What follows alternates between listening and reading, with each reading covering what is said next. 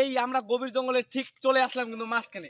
আপনারা এখন সেই গাছটি দেখতে পাবেন, অসাধারণ একটি গাছ। সেই গাছে দেখুন, এই যে দেখতে পাচ্ছেন, এটা কিন্তু শিমুল গাছ। শিমুল গাছে কিন্তু দেখেন অনেক ধরনের লতা আসছে। দেখেন গাছটি কত সুন্দর। মনে করেন যে এখানে দেখতে আসলে একটা ফিলিংস হবে। বাগানের ভিতরে ঢুকবেন, অনেক সুন্দর জায়গাটা। আপনারা দেখতে পাচ্ছেন এই যে এখানে গাছ, এই যে উপরে দেখুন গাছের লতা দিয়ে কিন্তু ভর্তি হয়ে গেছে। এখানে কিন্তু আবার সাপও থাকতে পারে, এটারও আবার ভয় আছে কিন্তু। সাপও থাকতে পারে আশেপাশে। তো আমরা সেদিকে ভিতরে যাচ্ছি না, অনেক ধরনের জীবজন্তু থাকতে পারে।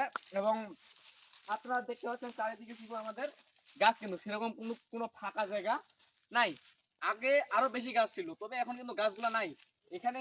মনে করেন যে অনেক গাছ কিন্তু পড়ে গেছিল এবং কাটা হয়েছিল। এই যে ঝড় যে গেল একটা, সেই সময় এই গাছগুলো অনেক এগুলা পড়ে গেছিল। এই যে দেখেন এই গাছের আগালটা কিন্তু নাই, ফুটা হয়ে গেছে। দেখতে পাচ্ছেন এই যে গাছের আগালটা। এখন আপনাদেরকে আজকে